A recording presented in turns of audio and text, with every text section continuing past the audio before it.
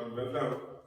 మరి నిన్న రాత్రి ఉపవాస ప్రార్థన చేస్తూ ఉండగా పరిశుద్ధాత్మ దేవుడు ప్రేరేపించినటువంటి ఒక వాక్యాన్ని మీ ముందు పెట్టాలని ఆశపడుతున్నాను. ఎన్నో రోజులుగా ఈ వాక్యములు అంశముగా పెట్టి ప్రార్థన చేస్తూ వచ్చాను. కానీ ఎందుకో ఈ యొక్క వాక్యమును ఆధారం చేసుకుని ఈ రోజు మాట్లాడాలని పరిశుద్ధాత్మ దేవుడు ప్రేరేపించారు కనుక ఈ వాక్యాన్ని మీ ముందు పెట్టడం జరిగింది. మత్తయి సువార్త 16వ అధ్యాయం 18వ వచనం. 16వ అధ్యాయం 18వ వచనం.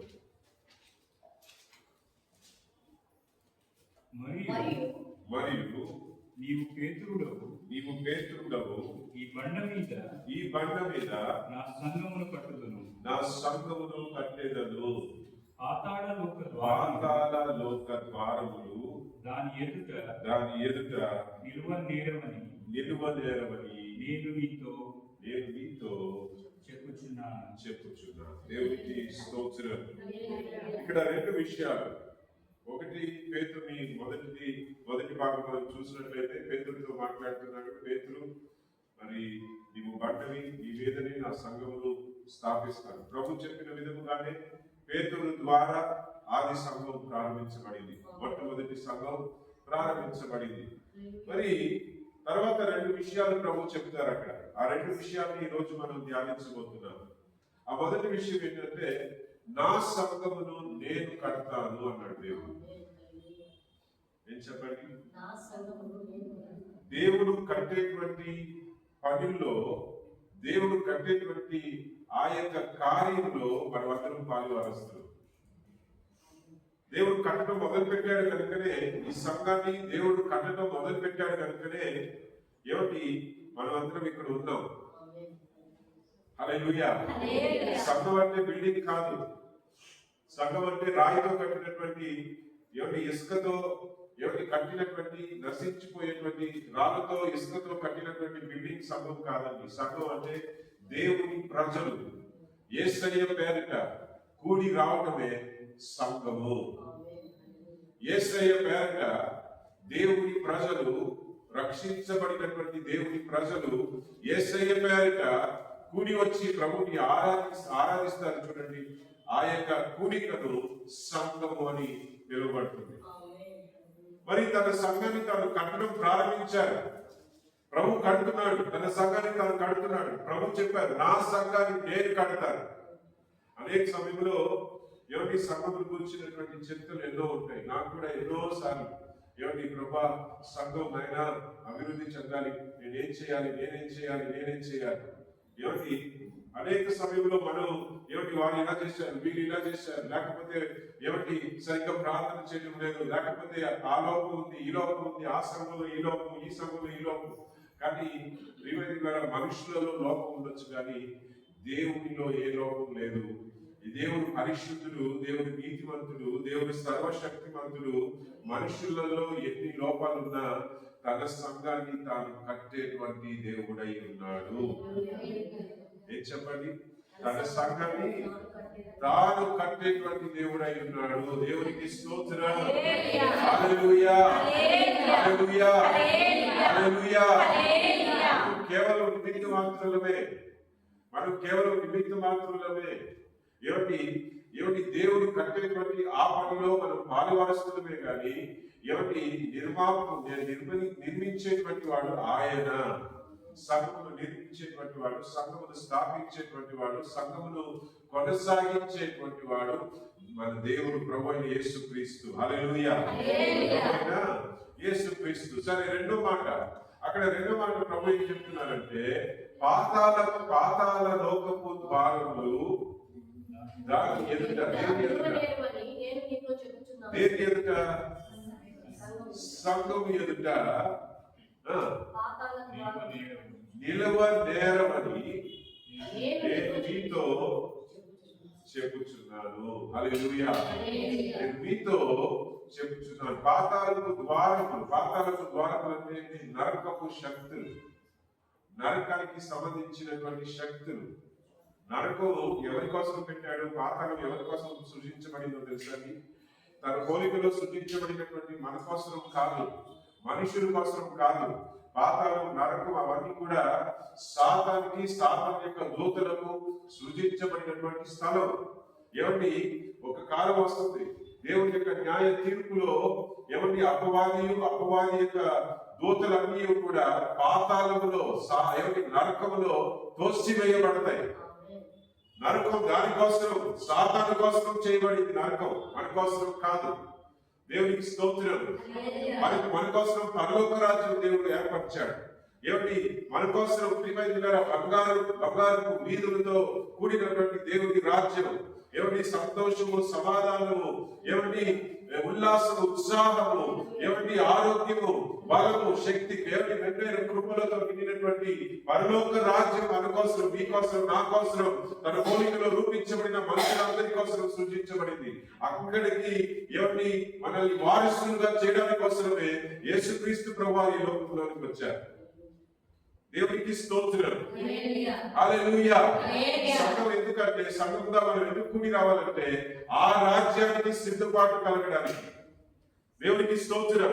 మన కోసం సిద్ధపరిచినటువంటి పరలోక రాజ్యం చేరుకోవడానికి, సిద్ధపాటు పొందుకోవడానికి కోసం సంఘం. కనుక తన సంఘాన్ని తానే కట్టేటువంటి దేవుడై ఉన్నాడు. రక్తం కార్చాడు సంఘం కోసం. తన పోలికలో రూపించబడిన ప్రతి మనుషుల కోసం రక్తం కార్చాడు, ప్రాణములు అర్పించాడు, మరణమును గెలిచి తిరిగి లేచినటువంటి దేవుడు. కనుక తన సంఘాన్ని తన రక్తముతోనే ఆయన కట్టేటువంటి దేవుడై ఉన్నాడు. హల్లెలూయా, హల్లెలూయా, హల్లెలూయా. దేవుని వాక్యం ఏం చెప్తుందంటే, సంఘానికి శిరస్సు మన ప్రభువు అయిన యేసుక్రీస్తు. మనం ఆయన శరీరం. అంటే ఈ మెడ నుండి కింద మనమందరం ఒక్కొక్క అవయవాలు అన్నమాట. హల్లెలూయా. ఇక్కడ ఎంతమంది కూర్చుంటున్నారో ప్రభు శరీరంలో మనం అందరం అవయవాలు. శిరస్సు ఎవరు? శిరస్సు అంటే తలభాగం కదా. శిరస్సు ఎవరు? ప్రభు అయిన యేసుక్రీస్తు. హల్లెలూయా, హల్లెలూయా, హల్లెలూయా. తన సంఘాన్ని తాను కట్టుకునేటువంటి దేవుడై ఉన్నాడు.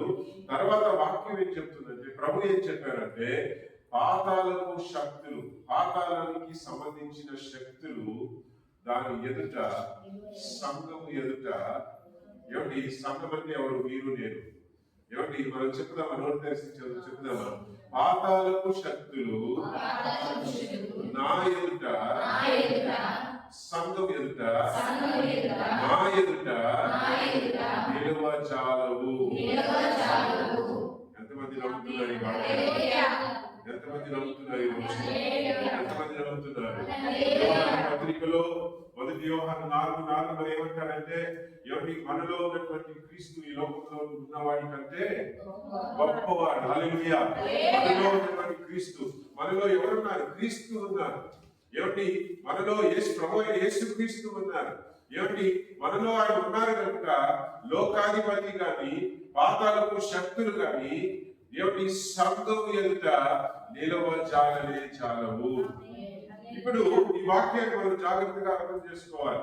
అప్పుడు అనేకులు మనం ప్రశ్నించవచ్చు, ఎందుకు ఈ శ్రమలు, ఎందుకు ఈ శోధనలు, ఎందుకు ఈ కష్టాలు, ఎందుకు ఈ నష్టాలు, ఎందుకు ఈ ఇబ్బందులన్నీ కూడా. ఇక్కడ ప్రభు ఏం చెప్పారంటే, సంఘం ఎదుట నిలవజాలవు అని ప్రభు చెప్పారు. అంటే ఆ మాటకు అర్థం ఏంటి? ఇంగ్లీష్ లో చెప్తుంది వాక్యం, shall not prevail in front of the church. అంటే ప్రివేల్ అనే మాటకు అర్థం ఏంటి? జయించవు. ఏం చెప్పండి? ప్రివేల్ అనేటువంటి పదానికి అర్థం ఏంటి?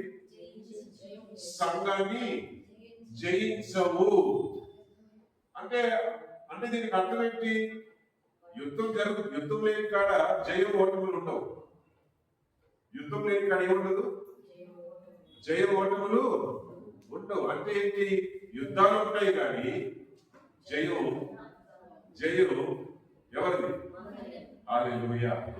యుద్ధాలు ఉంటాయి కానీ జయం ఎవరిది?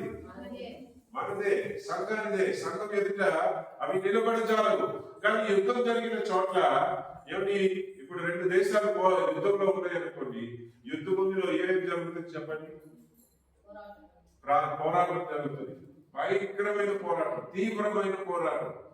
నువ్వా నేనా అని పై చేయి ఒకరి మీద ఒకరు పై చేయి సాధించుకున్నట్లుగా తీవ్రమైన యుద్ధం జరుగుతుంది అక్కడ. ఆ యుద్ధంలో కొంతమంది ప్రాణాలు కోల్పోతారు, కొంతమంది ఏమిటి ఒకవైపే చచ్చిపోతారా, గెలిచే వైపు గాయపరచబడతారు, ప్రాణాలు కోల్పోయే వాళ్ళు ఉంటారు. అలాగే ఓడిపోయే వారి వైపు కూడా ఏమిటి ప్రాణాలు కోల్పోయే వారు ఉంటారు, ఏమిటి గాయపరచబడేటువంటి వారు ఉంటారు. దేవుడికి స్తోత్రం. తీవ్రమైన పోరాటం. ఇప్పుడు ఈ వాక్యానికి అర్థం ఏంటి? సంఘం ఎదుట పాతాళపు శక్తులు ఏమిటి, పాతాళపు ద్వారములు నిలవచాలము అంటే మీరు ఏమిటి యుద్ధానికి రావని కాదండి, యుద్ధం జరుగుతుంది ప్రతిరోజు. యుద్ధం ఆత్మ శరీరానికి, శరీర ఆత్మకు విరోధముగా పోరాటం జరుగుతూనే ఉంటుంది. ఏమిటి ఎఫెసీయులకు రాసిన పత్రిక ఏమిటి 6వ అధ్యాయంలో ఏమంటారు? మన పోరాటం ఎవరి మీద? మనుషుల మీదను శరీరుల మీద కాదు కానీ ఆకాశ మండలపు శక్తులు.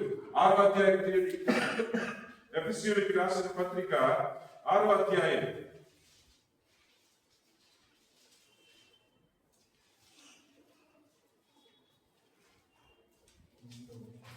12వ వచనం చదవండి.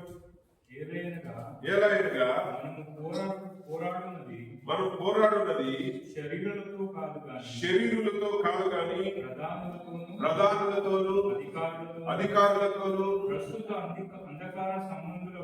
ప్రస్తుత అంధకార సంబంధులకు లోకనాథులతోనూ ఆకాశ మండలమందున్న దురాత్మ సమూహములతోనూ పోరాడుచున్నాం. ప్రతిరోజు దేవునిలో ఉన్న వారికి ఈ పోరాటాలు తప్పవు. ప్రతిరోజు ఈ పోరాటాలు తప్పవు. మనం ఏమిటి నిన్న మధ్యాహ్నం తిరువల్లూరులో ఉన్నప్పుడు ఒక ఫోన్ కాల్ వచ్చింది. బాధపడుతూ ఫోన్ చేశారు. కొన్ని రోజుల క్రితమే ఫోన్ చేసినటువంటి వ్యక్తి దేవుని సేవ చేస్తామని చెప్పి భార్య భర్తలు ఇద్దరు మాట్లాడుకుని ఎవరిని ఒప్పుకుని మరి ప్రభు సేవని ప్రారంభించాలి, ఒక ప్రభు సేవలో మేము కూడా బలపడాలి, ప్రభు సేవని ప్రారంభించాలి, సంఘం ప్రారంభించాలి అని చెప్పి దేవుని సేవకి సమర్పించుకున్నారు. కానీ సమర్పించుకున్నటువంటి రెండు రోజుల్లోనే 2 రోజులు పూర్తయి 3వ రోజు అంతే ఫోన్ కాల్ వచ్చింది. వారు బాధపడుతూ కన్నీరు కాలుస్తూ మా ఫోన్లో మాట్లాడుతుంటే నా మనసులో నాకు కలిగినటువంటి ఒకే ఒక ఆలోచన ఏంటో తెలుసండి, నా ఆత్మలో ప్రేరణ కలిగినటువంటి ఒకే ఒక మాట ఏంటో తెలుసండి, welcome to the war zone. నేను చెప్పండి, ఆ మాట లోన వినిపించింది నాకు. Welcome to the war zone అంటే ఏంటి? యుద్ధ భూమిలోనికి నేను ఆహ్వానిస్తున్నాను అని ప్రభు చెప్పమన్నారు. నేను చెప్తాను, వారితో మాట్లాడతాను, కానీ అది ఆ మాట చెప్పేటువంటి సందర్భం సరిగ్గా లేనందున నేను చెప్పలేకపోయాను. కానీ పరిశుద్ధాత్మ దేవుడు స్పష్టముగా చెప్పినటువంటి మాట welcome to the war zone అని చెప్పి లోన ఆ శబ్దం వినిపించింది అనమాట. దేవునిలో నిలిచి ఉండాలి అనుకునేటువంటి ప్రతి ఒక్కరు కూడా యుద్ధ భూమిలో ఉన్నట్లే. ఎందుకంటే ప్రతిరోజు పోరాటం ఉంటుంది. ప్రతిరోజు ఏమిటి గొప్ప దైవజనులు మన వాక్యంలో చూస్తాం. ఏమిటి గొప్ప దైవజనులు ఏమిటి పౌలు గారి గురించి మనం ఆలోచించినట్లయితే అతని నీడను వ్యాధిగ్రస్తులు పడితే వారికి స్వస్థత కలిగింది.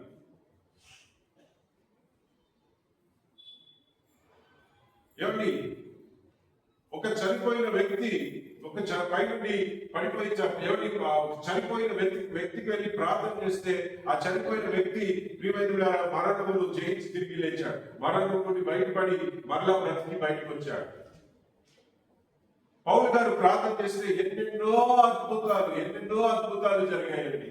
దైవ ఆత్మ చేత బలమైన అభిషేకము, దైవ ఆత్మ చేత నింపబడినటువంటి వ్యక్తి ఆయన.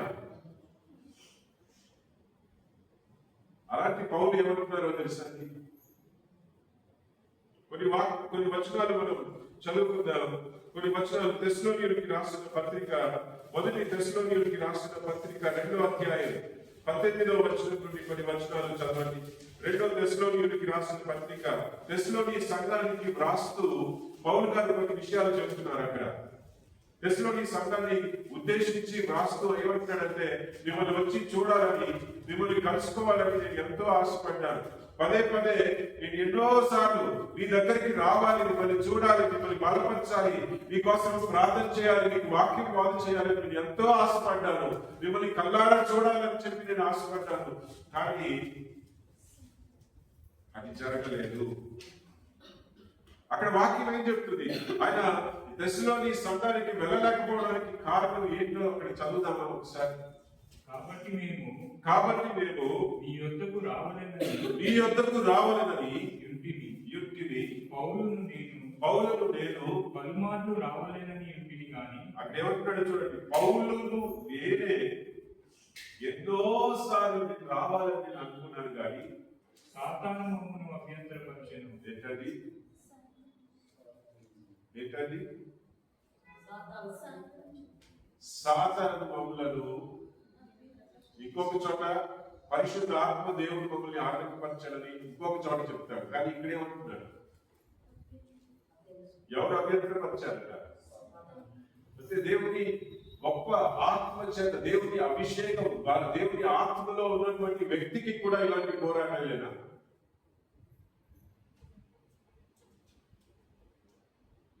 ఇక్కడ పౌలు అంటున్నాడు, నేను రావాలని ఎంతో ఆశపడ్డానయ్యా. పౌలను నేనే స్వయానా నేను రావాలని ఆశపడ్డాను. కానీ సాతాను పలుమార్లు ఏం చేశారట? ఆటంకపరిచారు. ఇంకా కిందకి చదువుదాం. ఏలయనగా మా నిరీక్షణైనను ఆనందమైనను అతిశయ 3వ అధ్యాయంలోకి వెళ్ళిపోదాం. 3వ అధ్యాయం 1 నుండి కొన్ని వచనాలు. కాబట్టి ఇక ఏంటమ్మా? సహింపజాలక ఏదెన్సులో మేము ఒంటిగానైనను ఉండటం మంచిదని ఎంచి. ఏంటది? ఏమంటున్నాడో ఒకసారి నిదానంగా చదువుదాం ఈ మాట. కాబట్టి ఇక సహింపజాలక అంటే ఏంటి? భరించలేక. ఎవరు చెప్తున్నారు ఈ మాట? మీకు నాకని వచ్చేది శ్రమలు. యుద్ధ భూమిలో ఉన్నటువంటి ప్రతి ఒక్కరికి క్రైస్తవ్య మార్గంలో నిలవడానికి, క్రైస్తవ్య మార్గంలో ముందుకు వెళ్ళడానికి ఎవరి సమర్పించుకున్న ప్రతి ఒక్కరికి కూడా ఎవరి ఉండేటువంటి పరిస్థితులు ఇవి. పౌలు అంటున్నాడు, సహింపజాలక, భరించలేక, రావాలి ఎన్నిసార్లు ప్రయత్నం చేసినా ఏదో ఒక సమస్య, ఏదో ఒక పోరాటం, ఏదో ఒక శ్రమ, ఏదో ఒక కష్టం కనుక ఇది భరించలేక నేను ఏథెన్స్‌లోనే ఉండిపోతానని నేను అనుకుని, నాకు బదులుగా నేను వేరే వాడిని నేను మీ దగ్గరికి పంపించాను. ఈ శ్రమల వలన ఎవడనూ కదిలింపబడకుండానట్లు మిమ్మును నాకే కాదు, నాకే ఇంత పోరాటం ఉంటే మీ పరిస్థితి ఏంటో నేను ఊహించగలను. కనుక శ్రమలలో మీరు కృంగిపోకూడదని, మీరు కదల్చబడకూడదని, మిమ్మల్ని బలపరచడానికి, సిద్ధపరచడానికి, మిమ్మల్ని హెచ్చరించుటకును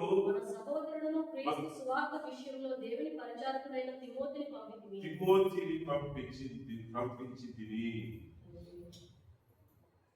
చూసారండి. తర్వాత ఏమంటున్నాడు? మేము మీ యొద్ద ఉన్నప్పుడు మనము శ్రమ అనుభవించవలసి ఉన్నదని మీతో ముందుగానే చెప్పింది కదా. అలాగే జరిగినది. ఇది మీకును తెలియను. అట్టి శ్రమలను అనుభవించుటకు నియమింపబడిన వారమని. హల్లెలూయా. అంటే ఏంటి? ఇప్పుడు ఒక వ్యక్తి సైన్యానికి వెళ్ళడానికి సిద్ధపడుతున్నాడు. ఏమిటి? ఆర్మీకి వెళ్ళడానికి సిద్ధపడుతున్నాడు. ఇంటర్వ్యూకి వెళ్తాడు. ఆర్మీలో జాబ్ దొరుకుతుందేమో అని ఆశపడుతూ వెళ్తాడు. ఎటువంటి మనస్తత్వంతో వెళ్తాడు చెప్పండి? అక్కడ ఏం జరిగినా తాను ఎక్కడికి వెళ్తున్నాడో అతనికి తెలుసు. తాను ఎక్కడికి వెళ్ళబోతున్నాడో అతనికి తెలుసు. ఎక్కడికి వెళ్ళబోతున్నాడు? సైన్యంలోనికి చేరబోతున్నాడు. సైన్యం యొక్క పని ఏంటి? దేశాన్ని సంరక్షించడం. యుద్ధం వచ్చినప్పుడు యుద్ధం చేయాలి. ఏమిటి? పరిస్థితులు తారుమారు. తీవ్రవాదం వచ్చినప్పుడు తీవ్రవాదం ఎదుర్కోవాలి.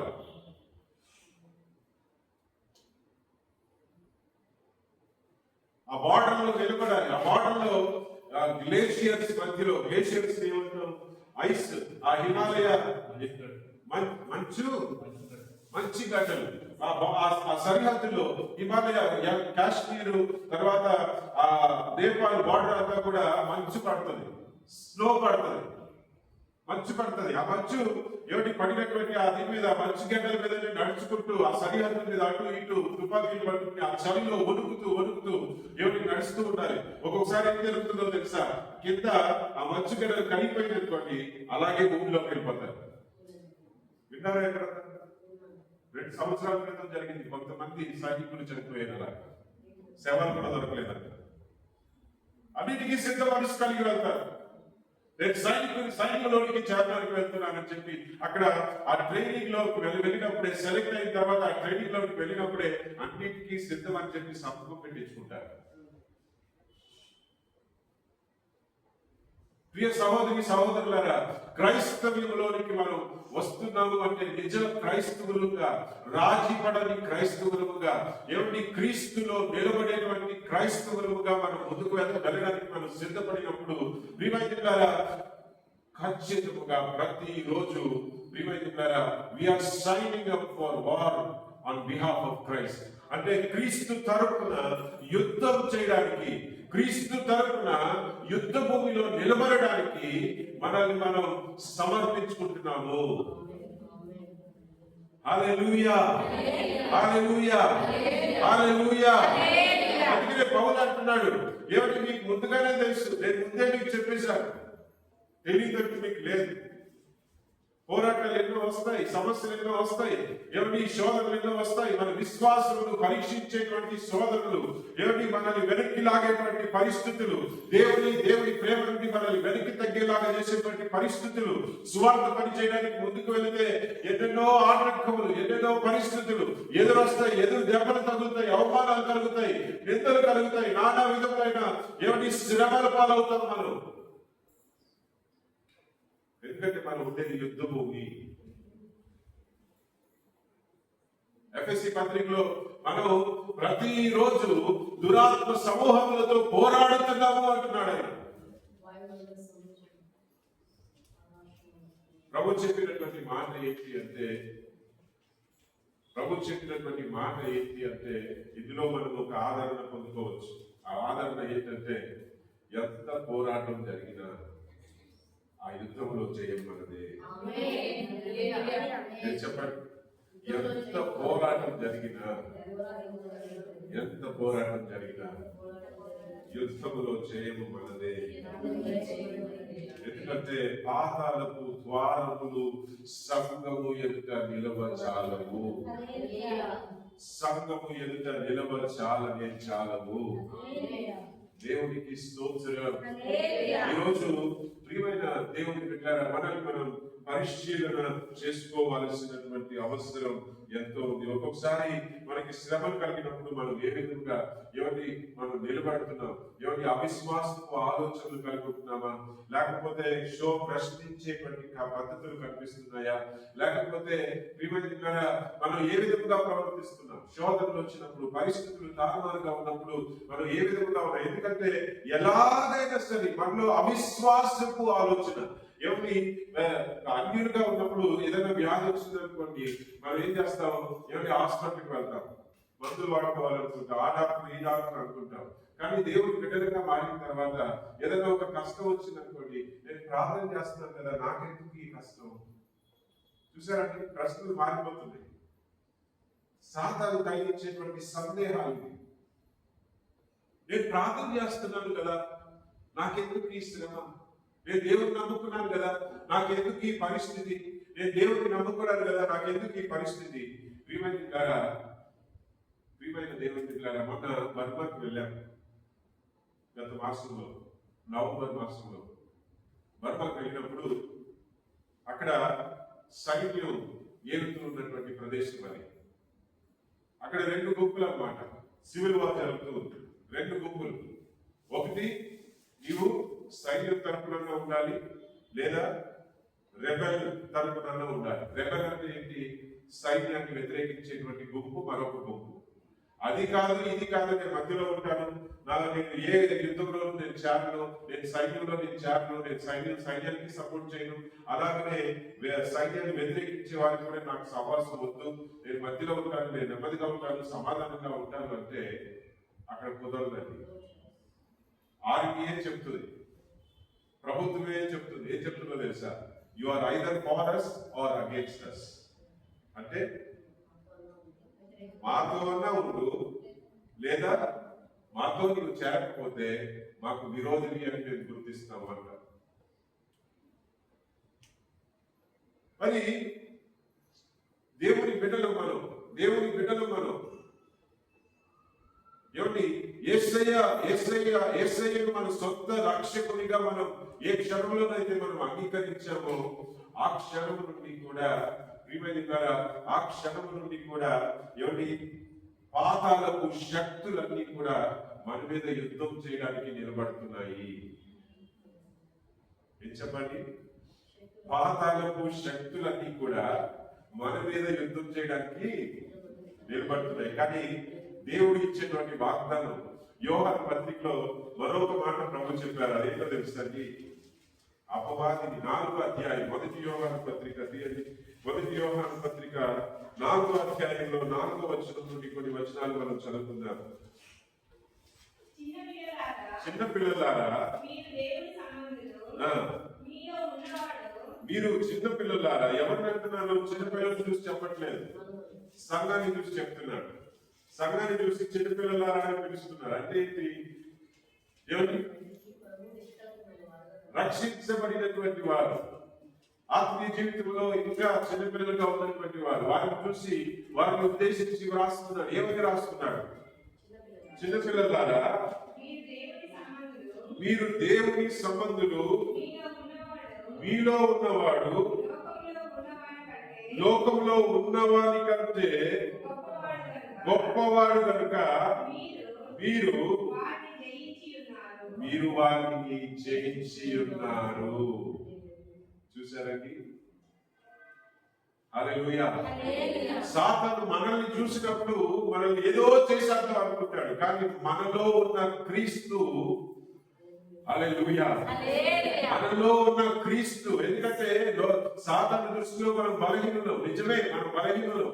వారికంటే మనం ఏమి శక్తిమంతులు కాము, కానీ మనలో క్రీస్తు ఉన్నారండి. హల్లెలూయా. ఎవరున్నారు? ప్రభు అయినా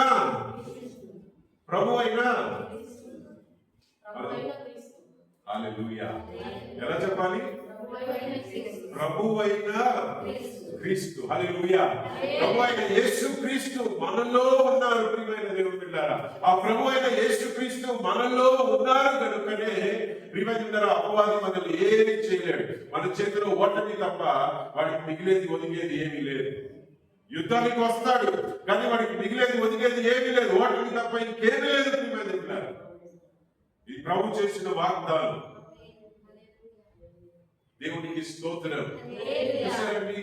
దేవుని ప్రజలమైన మనం ఎంత గొప్ప కృపను దేవుడు మనకి ఇస్తున్నాడు.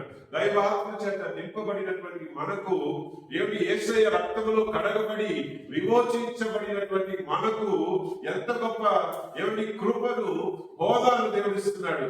దెయ్యాల సమూహమును జయించేటువంటి అధికారం. ఏమండి అపవాది క్రియలను లయపరిచేటువంటి శక్తిని దేవుడు సంఘానికి ఇచ్చాడు. ప్రియమైన దేవుని బిడ్డలారా, దేవునికి స్తోత్రం. కనుక పోరాటం జరుగుతుంది. ఆ పోరాటంలో కొన్ని పరిస్థితులు, దుఃఖకరమైన పరిస్థితులు, ఇందాక మనం అనుకున్నాం, యుద్ధ భూమిలో రెండు వైపులా ఏమిటి బాధ కలుగుతుంది, నష్టం కలుగుతుంది, కానీ గెలిచేది ఒకరే. ఆ గెలిచేది ఎవరు అంటే యేసుక్రీస్తు ప్రభువులో ఉన్నటువంటి వారు. ఏమిటి గెలిచేది ఒకరే. ఆ యొక్క ప్రతిరోజు పోరాటం. అందుకనే పౌలు అంటున్నాడు, నేను వెళ్ళాలి వెళ్ళాలి వెళ్ళాలి వెళ్ళాలి అని ఎన్నిసార్లు నేను ఆశపడినప్పటికీ కూడా ప్రతిసారి ఆటంకపరుస్తూనే వచ్చాడు. ఈ బాధను భరించలేక సరే ఆగిపోదాం అనుకున్నాను. నేను ఆగిపోయి నేను తిమోతిని పంపించాను. ఇందుచేత నేను ఇక సహింపజాలక శోధకుడు మిమ్మును ఒకవేళ శోధించునేమో అని. చూసారండి, సహింపజాలక ఎన్నిసార్లు ప్రయత్నం చేసినా ఏదో ఒక శ్రమ, ఏదో ఒక పోరాటం, ఏదో ఒక నష్టం, ఏదో ఒక ఇబ్బంది కలిగిస్తూనే ఉన్నాడు ఈ సాతాను. కనుక నేను ఉండిపోయి నాకు బదులుగా తిమోతిని పంపిద్దాం అనుకున్నాను అంటున్నాడు. ప్రియమైన దేవుని బిడ్డలారా, ప్రియమైన దేవుని బిడ్డలారా, ప్రియమైన దేవుని బిడ్డలారా, ఇక్కడ గమనించాలి, యుద్ధం ఉంటుంది. యుద్ధం ఎందుకు అని ప్రశ్నించాల్సినటువంటి అవసరం లేదు. శ్రమలు ఎందుకు, శోధనలు ఎందుకు, కష్టాలు ఎందుకు అని, నష్టాలు ఎందుకు, ఈ బాధలు, ఈ రుణ బాధలు, లేకపోతే వ్యాధి కట్టులు, ఇవన్నీ ఎందుకు ఎందుకు ఎందుకు అని మనం ప్రశ్నిస్తాం. ఒకవేళ నువ్వు ప్రశ్నించినట్లయితే ఇది అపవాది యొక్క పోరాటం. ప్రియమైన దేవుని బిడ్డలారా, మన విశ్వాస జీవితమును పాడు చేయాలని వారు పోరాడేటువంటి తత్వం అది. కనుక దేవుని బిడ్డలేం చేయాలి? దేవుని బిడ్డలేం చేయాలి? యాకోబు పత్రికలో అంటాడు, 4వ అధ్యాయం, యాకోబు పత్రిక 4వ అధ్యాయం 7వ వచనం నుండి కొన్ని వచనాలు మనం చదువుకున్న వారం అయితే అక్కడ అపవాదిని ఎదిరించండి అంటాడు. యాకోబు పత్రిక 4వ అధ్యాయం 7వ వచనం నుండి కొన్ని వచనాలు చదవండి. కాబట్టి దేవునికి లోబడి ఉన్నది అపవాదిని ఎదిరించు. హల్లెలూయా, హల్లెలూయా. శ్రమలు వచ్చినప్పుడు మనం ఏం చేయాలి? ముందు ఏం చేయాలి? మొదలు పెట్టు, దేవునికి లోబడాలి. హల్లెలూయా, దేవునికి లోబడాలి, దేవుని వాక్యానికి లోబడాలి, పరిశుద్ధాత్మ నడిపింపునకు లోబడాలి. ఆత్మచేత పరిశుద్ధాత్మ చేత దేవుడు మనల్ని నడిపిస్తాడు. మనం నడిపించినప్పుడు ప్రభు ఏం చెప్తున్నారో, ప్రభు ఎటువంటి నడిపింపును మనకు ఇస్తున్నారో వాక్యము ద్వారా ఆ నడిపింపునకు, దేవుని ఆత్మ నడిపింపునకు, వాక్యమునకు మనం లోబడాలి. లోబడి ఆ కష్టములో కూడా దేవునికి సమర్పించుకున్న వారుగా, దేవునికి లోబడినటువంటి వారుగా. ప్రియమైన గుర్తు అదేనండి, కష్టాలు వచ్చినప్పుడు తొలగిపోవడం సులువే. చాలా మంది ఉంటారు, ఏదైనా కొంచెం ఇబ్బందులు కలిగాయి అనుకోండి, ఏదైనా కొంచెం శ్రమలు వచ్చాయి అనుకోండి, సమస్యలు వచ్చాయి అనుకోండి, ఆర్థిక సమస్యలు వచ్చాయి అనుకోండి, నష్టములు వచ్చాయి అనుకోండి, ఏం చేస్తారు? నేను దేవుని దగ్గరికి వెళ్ళాను, నాకేం లాభం కలగలేదు అని చెప్పి దూరం అయిపోతారు. అలా వెనక్కి తగ్గిన వాళ్ళు ఎంతమంది ఉన్నారు ఈ రోజుల్లో? ప్రతి సంఘాల్లో నేను చెప్తున్నాను, ప్రతి సంఘాల్లో వెనక్కి వెళ్ళిపోయిన వారు ఎంతమంది లేరు? ఆ యొక్క పరిస్థితుల్లో కూడా మీరు నేను ఏం చేయాలి? యుద్ధంలో ఉన్నప్పుడు మనం ఏం చేయాలి? మన యజమాని, మనల్ని ఏలేటువంటి ప్రభు అయిన యేసుక్రీస్తు ప్రభు వారికి లోబడి ఏం చేయాలంట? అపవాదిని ఎదిరించాలి. ప్రభువారికి ఎందుకు లోబడాలి? ఈ అపవాది శోధనలు ఎందుకు శోధిస్తున్నాడు? అపవాది ఎందుకు ప్రశ్నించేటువంటి పరిస్థితులు, ప్రశ్నార్థకమైన పరిస్థితులు మన జీవితంలో ఎందుకు కలుగజేస్తున్నాడంటే, దేవుణ్ణి సందేహించున్నట్లుగా, దేవుణ్ణి ప్రశ్నించున్నట్లుగా పరిస్థితుల్ని పుట్టించాలని ప్రయత్నం చేస్తున్నాడు వాడు. యోబుని గురించి దేవుడు అంటాడు, యోబుని చూసావా? యోబు వంటి నీతిమంతుడు ఎవరైనా ఉన్నారా అని దేవుడు సాతానుతో సవాల్ వేస్తుంటే సాతాను అంటాడు, నీవు అతనికి కంచి వేశావు కదా, అతని కలిగిన వాటన్ని చుట్టూ నీవు కంచి వేశావు కదా, ఆ కంచి తీసేసి చూడండి, అతనికి కష్టాలు నష్టాలు కలిగినప్పుడు అప్పుడు మిమ్మల్ని ప్రశ్నించకపోతే అప్పుడు చూడండి అంటాడు. సరే వెళ్ళు, అతని ప్రాణం మీద తప్పనించి నువ్వేమన్నా చేయడానికి నీకు నీకు అధికారం ఇస్తున్నాను. అప్పుడు వెళ్ళి ఏం చేశాడు? ఎందుకు చేశాడు చెప్పండి? ఎందుకు చేశాడు? సాతాను అలాగ చేయవలసినటువంటి అవసరం ఏంటి? యోబు చెప్పండి, ప్రతిరోజు నేను బలులు అర్పించాను, ప్రతిరోజు నేను ప్రార్థనలు చేశాను, ప్రతిరోజు ఎవరి ప్రార్థన చేశాను, భక్తిగా నడుచుకున్నాను, నాకు మిగిలింది ఇదేనా అని చెప్పి యోబు ప్రశ్నించకపోతాడా? దేవుని సందేహించకపోతాడా? దేవునికి దూరం అవ్వకపోతాడా అని చెప్పి సాతాను ప్రయత్నం చేశాడు. ఈరోజు మీ జీవితంలో, నా జీవితంలో ఎందుకు వస్తున్నాయి? ఎప్పుడైనా మన జీవితంలో ఏమిటి సందేహం కలిగేటువంటి పరిస్థితులు ఏర్పడ్డాయా లేదా? ప్రశ్నించేటువంటి పరిస్థితులు, దేవుణ్ణి ప్రశ్నించేటువంటి పరిస్థితులు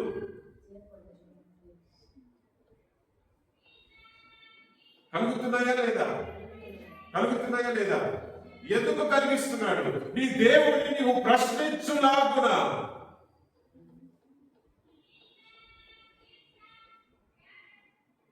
ఒకవేళ అపవాదికి చోటించినట్లయితే ఈ రోజు మనం మారుమలుచుకుంటారు. ప్రభా క్షమించండి, సందేహించాను కదా, ప్రభా క్షమించండి, ప్రశ్నించాను. దేవుని యొక్క సార్వభౌమత్వాన్ని ప్రశ్నించే మనస్తత్వాన్ని కలిగించడానికి కోసం అపవాది పోరాడేటువంటి పోరాటం ఇది. అది జరిగిందనుకోండి సాతాను గెలిచినట్లే.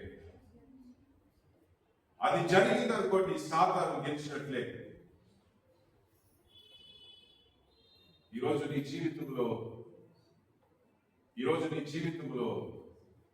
ప్రియమైనలారా, మన జీవితంలో ఎన్ని శ్రమలు కలిగినను ఈరోజు నీకు నోరు తెరిచి చెప్పగలుగుతావా?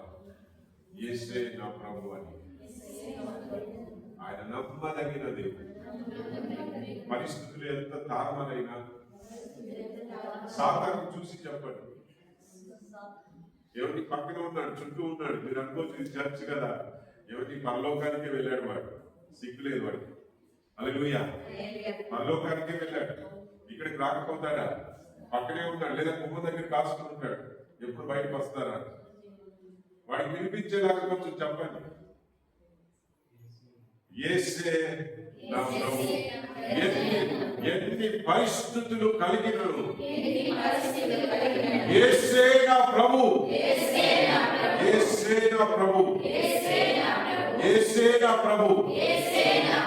హల్లెలూయా, హల్లెలూయా, హల్లెలూయా.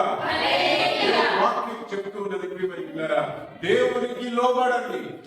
ఎన్ని ప్రశ్నార్థకములైన పరిస్థితులు ఎదురొచ్చినను దేవుని వాక్యానికి లోబడి స్థిరమైన విశ్వాసము కలిగిన వారుగా సాతానుని ఎదిరించాలట. సాతానుని ఎదిరించాలి, కృంగిపోకూడదు, కృషించిపోకూడదు.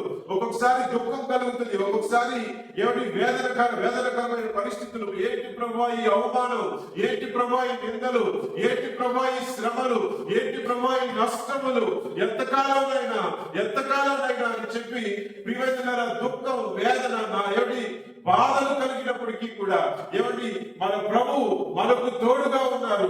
మనకు జయమునిచ్చేటువంటి మన దేవుడు నాలోనే ఉన్నాడు.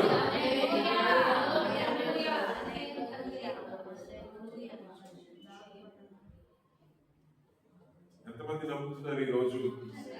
పాతాళపు శక్తులకు దేవుడు నాపై అధికారం ఇవ్వలేదు. నోరు తెలిసి చెప్పండి.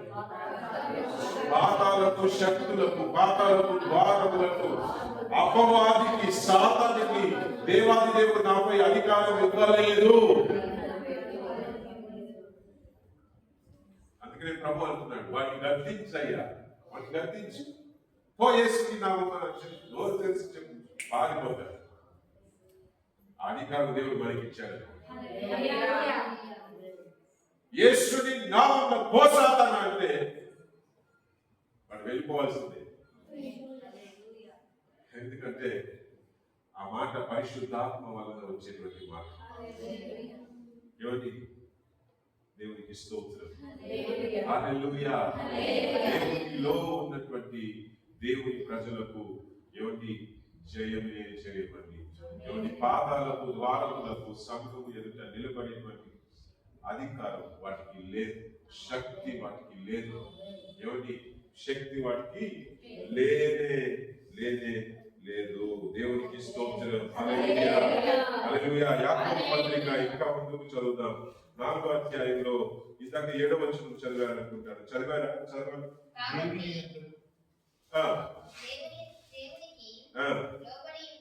దేవునికి లోబడి ఉండండి, అపవాదిని ఎదిరించండి, అప్పుడు మీ యొద్ద నుండి వాటి పారిపోవును. ఈ అపవాది దగ్గరకు వచ్చినప్పుడల్లా ఏదో ఒక శోధన కలిగిస్తాడు. అప్పుడేంటంటే అవిశ్వాసపు ఆలోచనలు మనలోకి వచ్చాయనుకోండి, ఏం చెప్పండి? వస్తున్నాయి అప్పుడప్పుడు అవిశ్వాసం. ఏమిటి? అవిశ్వాసం వచ్చినప్పుడు ఏమొస్తుంది? భయం. విశ్వాసం ఉన్నప్పుడు ధైర్యం ఉంటుంది, అవిశ్వాసం వచ్చినప్పుడు భయం వస్తుంది. విశ్వాసం ఉన్నప్పుడు ధైర్యం కలుగుతుంది, అవిశ్వాసం ఉన్నప్పుడు పిరికితనం కలుగుతుంది. అవిశ్వాసం కలిగినప్పుడు సందేహాలు వస్తాయి, అవిశ్వాసం కలిగినప్పుడు ప్రియమైనట్లారా అన్నిటికీ భయపడుతూ, వణికిపోతూ, ఏడుస్తూ, కృంగిపోతూ అన్ని కూడా అలాంటి పరిస్థితులు ఏర్పడుతూ ఉంటాయి. వాడు చేయడానికి వచ్చింది అదే, అవిశ్వాసం కలిగించడానికి. నిజంగా దేవుడు ఉన్నాడా? నా ప్రార్థనలు ఎందుకు ఆలకించడం లేదు? నా ప్రార్థనలకు ఎందుకు దేవుడు జవాబు ఇవ్వడం లేదు? నా దేవుడు ఎందుకు నన్ను దర్శించడం లేదు అని చెప్పి ఏమిటి? అవిశ్వాసపు ఆలోచనలు మనలో, నా చర్చికి వెళ్ళి ప్రయోజనం ఏంటి, చర్చికి వెళ్ళడం వల్ల ఏంటి ప్రయోజనం అని చెప్పి ఇలాంటి ఆలోచనలు కలిగించడానికి కోసమే వాడు ప్రయత్నం చేస్తుంటాడు. అందుకని యాకోబు అంటాడండి, ఏమిటి? ఇలాంటివి ఎన్ని కలిగినా దేవునికి సమర్పించుకోండి. హల్లెలూయా. దేవునికి సమర్పించుకోండి. ఇలాంటి పరిస్థితులు ఏమైనా వచ్చాయనుకోండి, మనం ఏం చేయాలంటే ఫిలిప్పీ పత్రికలో అంటాడు, ఏమిటి? ప్రతి కార్యములను కృతజ్ఞతాస్తుతులతో, మీ ప్రార్థన విన్నపములను కృతజ్ఞతాస్తుతులతో, హల్లెలూయా, మీ ప్రార్థన విన్నపములను కృతజ్ఞతాస్తుతులతో దేవునికి తెలియపరచండి. దేనిని గూర్చియు చింతించకుడి, కానీ అన్ని విషయములలో దేవునికి కృతజ్ఞతాస్తుతులు చెల్లించండి. నేను మరలా మీతో చెప్పుచున్నాను. ఫిలిప్పీ 4లో చెప్తాడు, నేను మరలా మీతో చెప్పుచున్నాను. ఏమండి? సంతోషించుడి, ప్రభునందు సంతోషించండి. దేని గురించి నీవు చింతించవద్దు. ప్రతి విషయములలో మీ విన్నపములు ఏమిటి? మీ యొక్క అవసరములు, మీ యొక్క దుఃఖములు, మీ యొక్క కష్టములు ఏమిటి? కృతజ్ఞతలు చెప్పి. ఎలాగండి? ఎలా చెప్పాలంట? కృతజ్ఞతలు చెప్పి. కృతజ్ఞతలు ఎప్పుడు వస్తుంది? స్తుతులు ఎప్పుడు వస్తుంది? హల్లెలూయా హల్లెలూయా హల్లెలూయా. എല്ലാ వేళల్లో ప్రభువా నీవు ఉన్నావు నాయనా, నీకు స్తోత్రం. మన ప్రార్థన నమ్మకాలి. ప్రభువా నాతో ఉన్నావు నాయనా, నీకు స్తోత్రం. నీవు నాతో ఉన్నావు ప్రభువా, నీకు స్తోత్రం, నీకు స్తోత్రం. ప్రభువా ఈ అపవాది వాడు శోధిస్తున్నాడు నాయనా, దుఃఖం పుట్టిస్తున్నాడు నాయనా, నాయనా నన్ను బాధ పెడుతున్నాడు ప్రభువా. వీటిని యేసుని నామమున ఎదిరిస్తున్నాను. ఇది విశ్వాసం. పౌలు ఫిలిప్పీ పత్రికలో అదే అంటాడు. కృతజ్ఞతలు చెప్పండి. ఆయన ఉన్నాడు అని విశ్వాసం కలిగిన వారు ఆయనకి కృతజ్ఞతలు చెప్పండి. ముందానికి కృతజ్ఞతలు చెప్పి తర్వాత మీ విన్నపములు ఏంటో, నీవు ఏ విషయంలో నువ్వు బాధపడుతున్నావు నీవు ఆయనకు చెప్పు. ముందేం చెప్పాలి? నీ విన్నపములు చెప్పే ముందేం చేయాలి? ఆయన ఉన్నాడని కృతజ్ఞతలు చెప్పండి. హల్లెలూయా. ఆయన ఉన్నాడు కనుక ఆయనకి కృతజ్ఞతలు చెప్పండి. అది విశ్వాసం, అది సమర్పించుకోవడం అంటే. దేవునికి స్తోత్రం. దేవునికి సమర్పించుకుని తర్వాత ఏమంటాడు? అపవాది అయిన వాడిని ఎదిరించండి. ఇంకా ముందుకు చదవమ్మా. దేవుని యొద్దకు రండి, అప్పుడు మీరు ఆయన మీ యొద్దకు వచ్చును.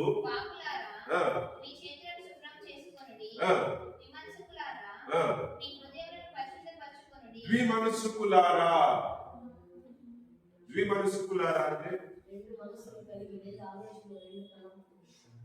కదా, రెండు మనస్తత్వములు కలిగిన వారు. రెండు మనస్తత్వములు కలిగిన వారు. ఇవన్నీ కూడా ఎప్పుడు ఈ రెండు మనస్తత్వాలు ఎప్పుడు వస్తాయో తెలుసా? ఒకవైపు దేవుడు అంటే నమ్మకం, మరోవైపు సందేహం. ఎలాగండి? మరోవైపు సందేహం. మొన్న ఆ మధ్యలో ఒక మీటింగ్ జరుగుతూ ఉన్నప్పుడు ఆ మీటింగ్ కి ముందు వర్షం, అంటే ఒక సంవత్సరం క్రితం జరిగిన సంగతి నేను చెప్తున్నాను.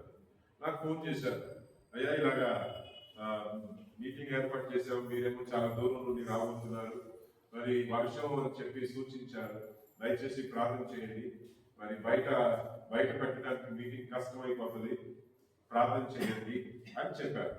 అలాగే నేను అయ్యా ప్రార్థన చేద్దాం, దేవుడు సాయం చేస్తాడని చెప్పారు. తర్వాత రెండో మాట చెప్పారు. ఈ రెండో మాట ఏంటో తెలుసా? సరే ఎండిపోయి ఎలా వస్తుందో తెలియదు కదా, అందుకని ఏమని ఒకవేళ వాతావరణం ఇబ్బంది కలిగిస్తే రెండో ఆప్షన్ కూడా పెట్టుకున్నాం. ఇంక ప్రార్థన ఏం చెప్పండి? ఎండిపోయి ఎక్కడ వస్తుందో రెండో ఆప్షన్ కూడా పెట్టుకున్నాం. ఇప్పుడు ముందు ఏం చెప్పారు మీరు? చెప్పండి, ఏం చెప్పారు? ప్రార్థన చేయండి, వాతావరణం అనుకూలపరచాలి, అనుకూలంగా ఉండాలి, ఆ వాతావరణం వల్ల మనకి ఇబ్బంది కలగకూడదు, ప్రార్థన చేయండి. అది బాగుంది, ఆ మాట బాగుంది. రెండో మాట ఏంటి? ఎలాగండి? వాళ్ళు మంచి మనసుతో ఆలోచిస్తున్నారు, లేదని కాదు, కానీ మరి ప్రార్థన ఎందుకు చేయడం? మన ప్రిపరేషన్ అటైనా రెడీయే, ఇటైనా రెడీయే. ఎంతమంది రకంగా ఉన్నారు? దేవుడు చేస్తాడు అంటే దేవుడు చేయడా? విశ్వాసంతో ప్రార్థన చేస్తే కొండ కూడా వెళ్ళి సముద్రంలో పడుతుందంట. ప్రభు ఇచ్చిన వాగ్దానం ఇది. ప్రభు ఇచ్చిన వాగ్దానం ఇది. ఎంతమంది నమ్ముతున్నారు? ఎంతమంది నమ్ముతున్నారు? అది ఎంతటిదైనా సరే ఇక్కడి నుంచి కదిలిపోమంటే కదిలిపోవాల్సిందే యేసుని నామమున. అది ప్రభు ఇచ్చిన వాగ్దానం, సంఘానికి ప్రభు ఇచ్చిన వాగ్దానం. ప్రియమైనట్లారా, అనేక సమయంలో ప్రభు మనకి ఇచ్చినటువంటి ఈ కృపలను మనం సద్వినియోగం చేసుకోలేకపోతున్నాం. అందుకనే ఓటమి. ప్రభు మనకి ఇచ్చినటువంటి శక్తిని ఆధారం చేసుకోలేకపోతున్నాం. ప్రభు మనకి ఇచ్చినటువంటి వాగ్దానములను ఆధారం చేసుకోలేకపోతున్నాం. ప్రభు చెప్పారు కదా, ఆ ప్రకారం చేస్తాడు, మనం ప్రార్థన చేద్దాం. రెండో మనసు అవసరం లేదు, రెండో ఆలోచన వద్దు. నేను చెప్పాను, ఇంకెందుకయ్యా ప్రార్థన చేయమంటున్నారు? పోనీ వర్షం వస్తే వచ్చిందిలే, మీరు వేరే ఏర్పాట్లు చేస్తున్నారు కదా, ఇంకా అవసరం లేదా? అదేం పాస్టర్ గారు అలా అన్నారు. రెండు మనసులు వద్దయ్యా. వర్షం వద్దని కోరుకుంటున్నావా? ప్రార్థన చేయి, వర్షం రాదు. ప్రార్థన చేయి, వర్షం రాదు. వాళ్ళు అలాగేనయ్యా అన్నారు. మేమందరం కలిసి ప్రార్థన చేసాం. అక్కడ జరిగిన అద్భుతం ఏంటో తెలుసండి. ప్రార్థనలు, కోరికలు జయకరంగా జరిగిన తర్వాత ఆ రోజు మధ్యాహ్నం భోజనాలు అయిపోయినాయి. భోజనాలు అయిన తర్వాత మధ్యాహ్నం 3:30కి కొండపోత వర్షం. ఎలాగండి? భోజనాలు కూడా అయిపోయిన తర్వాత కొండపోత వర్షం. 3 రోజులు ఎలా ఆగింది వారం? ప్రియమైన దేవుని బిడ్డలారా, ప్రభు మనకి ఇచ్చినటువంటి కృప, సంఘానికి ప్రభు ఇచ్చినటువంటి అధికారములు, ప్రియమైన సంఘానికి దేవుని ప్రజలకు, యేసయ్య రక్తములో కడగబడినటువంటి దేవుని ప్రజలకు దేవుడు ఇచ్చినటువంటి కృపలు ఉన్నాయండి. ఆ కృపలను మనం సద్వినియోగం చేసుకునే వారుగా ఉండాలి. దేవునిలోని ఎవరి విశ్వాసం, అందుకనే ఎఫెసీయులకు రాసిన పత్రికలో అంటాడు, సర్వాంగ కవచమును ధరించుకో. ఇవి ధరించుకుంటే చాలు, అపవాది వేసే బాణాలు అణిగిపోతాయి. ఏమిటి వాడి యొక్క పోరాటం అంతా కూడా ఏమిటి వీటి ముందు నిలవజాలవు. విశ్వాసము, వాక్యము, ఆత్మ ఏమిటి ఎల్లప్పుడూ కూడా సువార్త ప్రకటించేటువంటి సిద్ధ మనస్సు అనేటువంటి పాదరక్షణ. ఏం చెప్పండి? విశ్వాసము. ఇంకేమంటున్నాడు?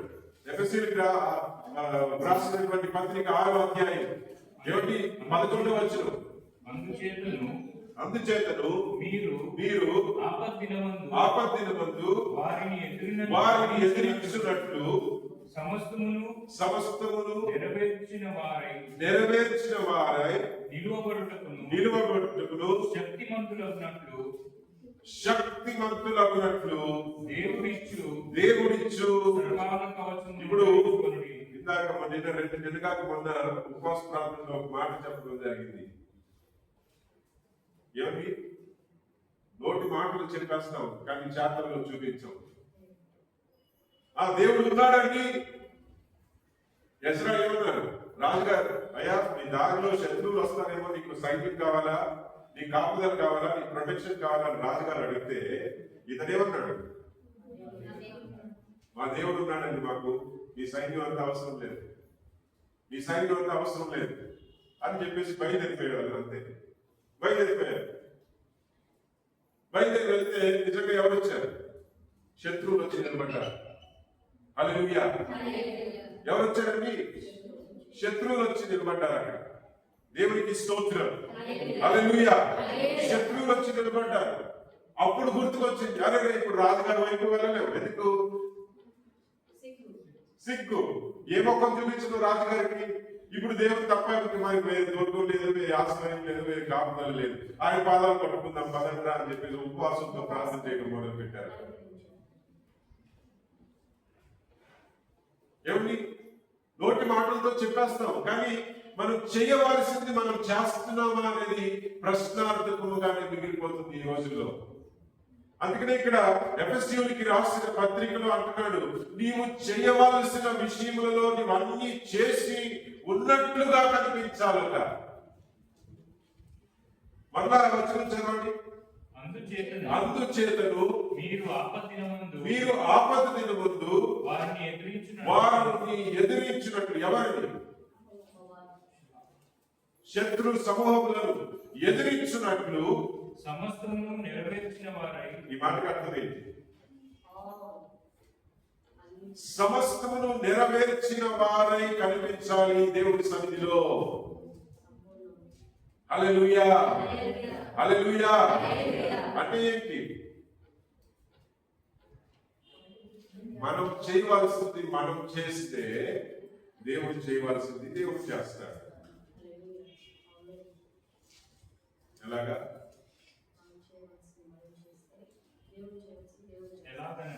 విశ్వాసంలో బలం లేదు, ప్రార్థనలో బలం లేదు, పరిశుద్ధాత్మ అభిషేకం కావాలనే కోరిక లేదు, వాక్యం చదవడం లేదు, ప్రార్థన లేదు, ఇవేమీ లేవు. కానీ ప్రభువా ఈ సమస్యల్లో నీవే నాకు సహాయం, నీవే నాకు ఆధారం అని చెప్పి నోటి మాటల్లో చేస్తాం మనం. లేదా హాస్పిటల్ని వెతుక్కుంటూ వెళ్తాం, చర్చలు వెతుక్కుంటూ వెళ్తాం. ఎక్కడికి వెళ్తే స్వస్థత జరుగుతుంది, అక్కడ స్వస్థత అంటే అక్కడికి పరిగెత్తుతాం, ఇక్కడ స్వస్థత అంటే ఇక్కడ పరిగెత్తుతాం, అక్కడికి ఇక్కడికి. ఏమంటే అన్ని చోట్ల ఒక వాళ్ళు ఒక మాట అంటారు, వీళ్ళు ఒక మాట అంటారు, వీళ్ళు ఒక మాట అంటారు. మధ్యలో పిచ్చోడి కింద మధ్యలో తయారవుతారు విశ్వాసం. దేవుడు మిమ్మల్ని ఎక్కడ పెట్టాడో అక్కడే ఉండి మనం చేయవలసింది మనం చేస్తే దేవుడు చేయవలసింది దేవుడు ఎందుకు చేయడు? పరిగెత్తాల్సిన పని లేదండి.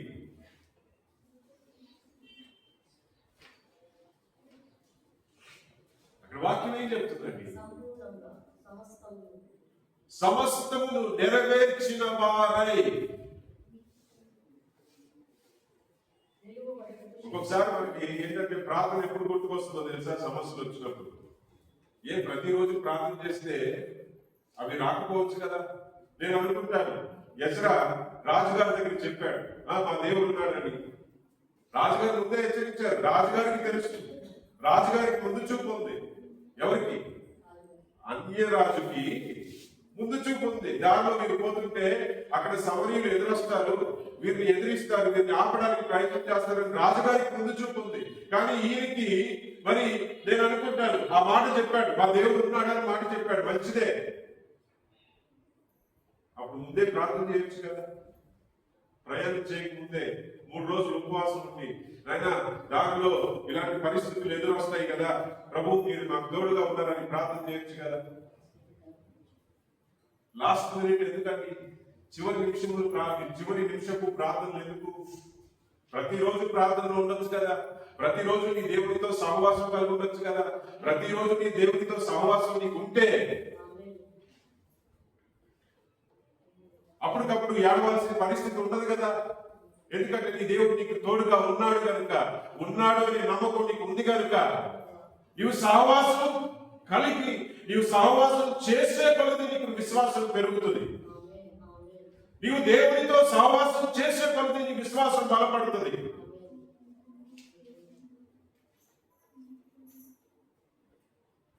ఈ చివరి నిమిషపు ప్రార్థనలు ఈ చివరి నిమిషపు ప్రార్థనలకు మనం దేవుని బిడ్డగా అలవాటు అవ్వకూడదండి. ప్రతిరోజు దేవునితో సహవాసం చేసే సంఘముగా మనం కనిపించాలి.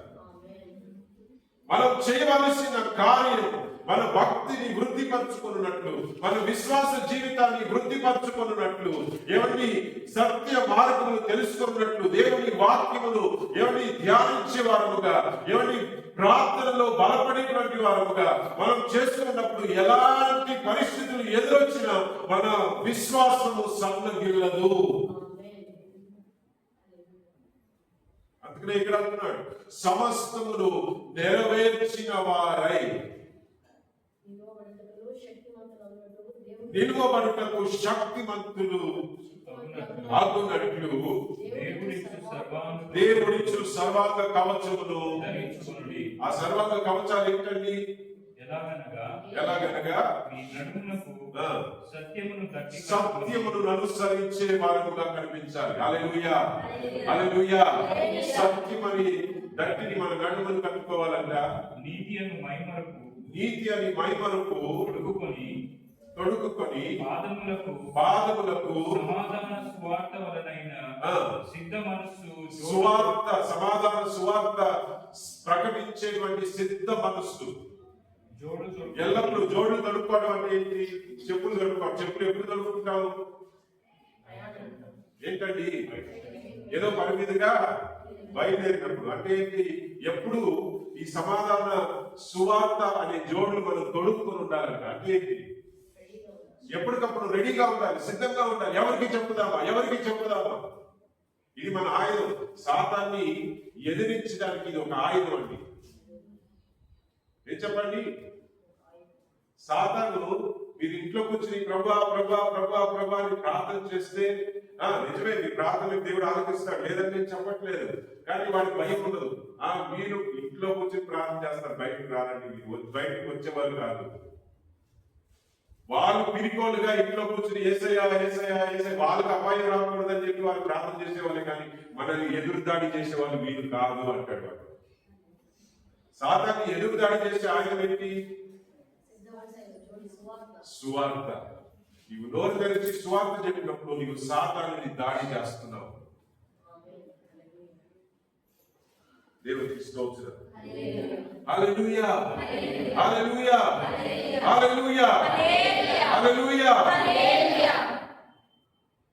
ఇంకా సత్యము, నీతి, సమాధాన సువార్త, సిద్ధ మనసు, విశ్వాసము. దానితో మీరు దుష్టుని అగ్ని బాణములన్నిటిని ఆత్మకు శక్తివంతులగుదురు. తర్వాత రక్షణ పొందిన అనుభవం. తర్వాత వాక్యము, ఆత్మ ఖడ్గము. ఇవన్నీ మన ఆయుధాలండి. ఇవి ఏమీ లేకుండా వీటిలో ఏ లోపం మనలో కనిపించినా కూడా ఒక విశ్వాసికి పరిపూర్ణత ఒక విశ్వాసి పరిపూర్ణత ఎప్పుడు చెందుతాడో తెలుసా? ఈ ఆయుధాలు ధరించుకున్నాం. ఏం చెప్పండి?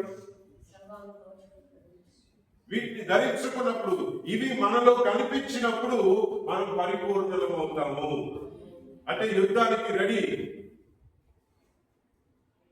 ప్రతిరోజు వాక్యం ఎందుకు చదవాలి? ప్రతిరోజు పరిశుద్ధాత్మ అభిషేకంలో మనం ఎందుకు ఎదగాలి? ప్రతిరోజు ప్రార్థనలో ఎందుకు బలపడాలి? విశ్వాసంలో స్థిరపడాలి. ఎందుకు స్థిరపడాలి? ఏమని?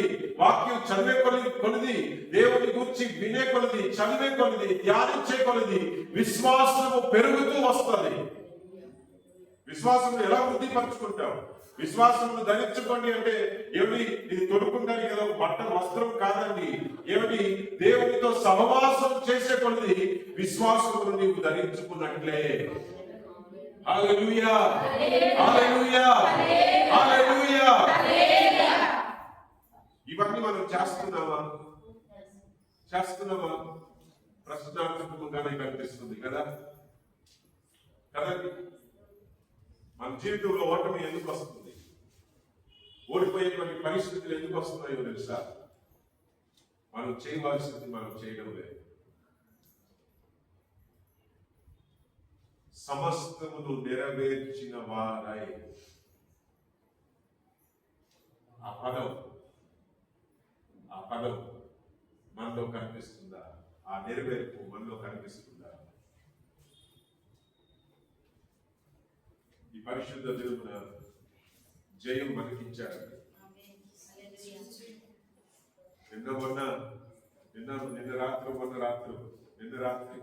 నిన్న రాత్రి పరిశుద్ధాత్మ బలముల గురించి మాట్లాడారు. నిన్న రాత్రి ప్రార్థన కదా దేవుడు మనకి ఇచ్చాడు. కానీ పొందుకుంటున్నామా అనేది ప్రశ్న.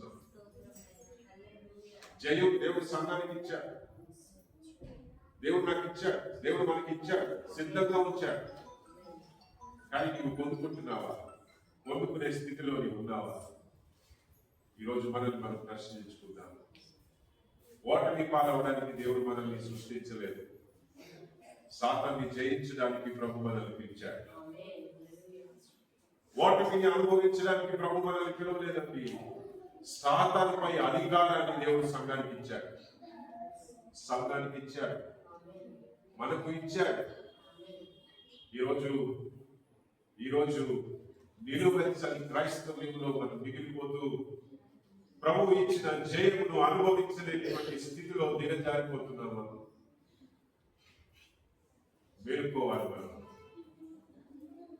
మేల్కోవాలి ప్రియమైన దేవుని బిడ్డలారా.